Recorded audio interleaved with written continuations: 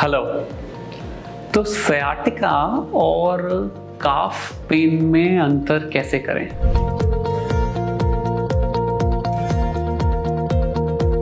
काफ pen यानी पिंडली का दर्द और सयाटिका मतलब वह दर्द जो सयाटिक नर्व जो कि कमर में से निकलती है उसके इरिटेट होने की वजह से आपको।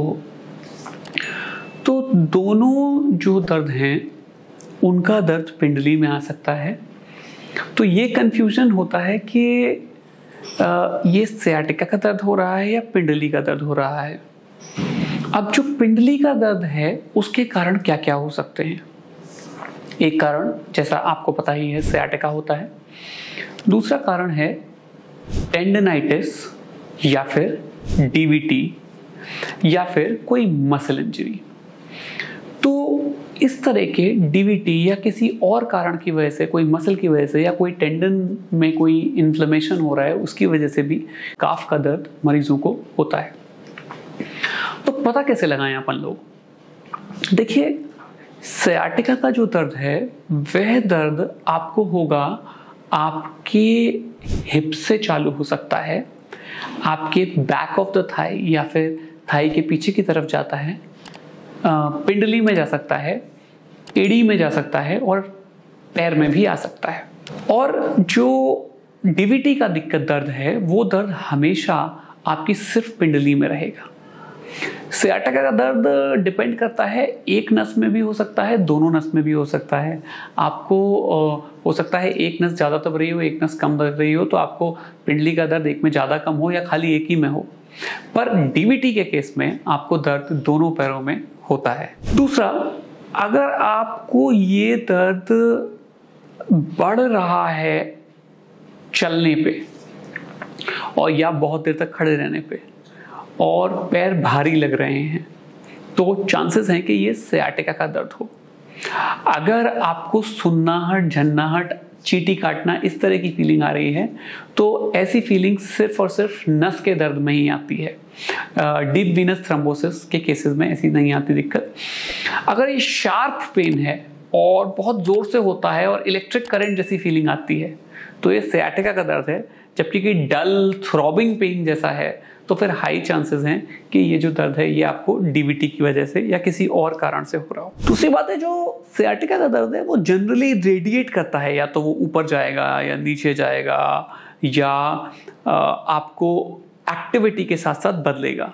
बट जो डीवीटी या फिर जो और लोकलाइज्ड पेन है वो रेडिएट नहीं करते, वो बस आपकी पिंडली में ही रहेगा। सयाटिका का दर्द ज्यादातर किसी भी एज ग्रुप में हो सकता है, यंग पेशेंट्स में भी हो सकता है, ओल्ड पेशेंट्स में भी हो सकता है। डीवीटी की प्रॉब्लम जिसको है उसको ये पेन जनरली मिडिल एज या उससे आगे वाले लोगों में होता है। दूसरी बात ये भी है कि सयाटिका के केस में पिंडली में दर्द तो होगा लेकिन आप पिंडली में कोई साइन नहीं देख सकते। जैसे कि आप पिंडली को अगर देखेंगे चेक करके जहां सबसे ज्यादा दर्द हो रहा है तो आपको स्किन ऊपर से बिल्कुल नॉर्मल दिखेगी, क्योंकि ये प्रभाव है। संस्कृत में एक बड़ा इंटरेस्टिंग कॉन्सेप्ट है कारण और प्रभाव, या फिर इंग्लिश में कॉज एंड इफेक्ट। कारण जो है सयाटिका के दर्द का वो है कमर में सयाटिक नर्व का दब जाना। तो जो दर्द आपको पिंडली में हो रहा है वह कारण नहीं, वह प्रभाव है। तो इसलिए प्रभाव जो होता है वो वहां पर कुछ भी आपको दिखाई नहीं देगा स्किन पे। और जबकि डीवीटी अगर किसी को हो रखा हो या किसी को टेंडनाइटिस हो रहा हो तो ऐसे केस में पैरों में सूजन आ सकती है, लाल रंग हो सकता है, स्किन पे ना डिसकलरेशन या स्किन का रंग बदल सकता है, कभी कभी नसें भी दिख सकती हैं। तो इस तरह की चीजें होती हैं। दूसरा, इसको पता लगाने का तरीका है टेस्ट। अगर आप किसी को डीवीटी है तो उसमें डॉपलर स्टडीज कराई जाती हैं, कभी कभी सीटी एंजियो कराया जाता है और रेयर केसेस में CO2 एंजियोज भी कराए जाते हैं। पर अगर आपको सयाटिका है तो उन केसेस में आपको जनरली MRI स्कैन्स कराए जाते हैं, नर्व कंडक्शन टेस्ट कराए जाते हैं। तो इस तरह से पता लगाया जाता है। तो दोनों में दर्द पैर में ही आता है और दोनों का नाम भी सेम है, दोनों को क्लॉडिकेशन कहते हैं। एक का नाम है वैस्कुलर क्लॉडिकेशन, जो कि डीवीटी के केस में होता है। वैस्कुलर मतलब वेसल के कारण, खून की कमी अगर आपके पैर में हो रही है या खून अच्छी तरह फ्लो नहीं हो पा रहा, खून ऊपर नहीं जा पा रहा, खून अटक जा रहा है, तो ये हो गया वैस्कुलर क्लॉडिकेशन। और न्यूरोलॉजिकल क्लॉडिकेशन मतलब नर्व्स की इरिटेशन की वजह से होने वाला दर्द न्यूरोलॉजिकल क्लॉडिकेशन है। दोनों में काफ में दर्द आता है। और कई बार ऐसा होता है कि डीवीटी वाले डॉक्टर के पास जो पेशेंट्स होते हैं उनको न्यूरोलॉजिकल क्लॉडिकेशन हो रहा होता है तो वो हमारे पास रेफर करते हैं।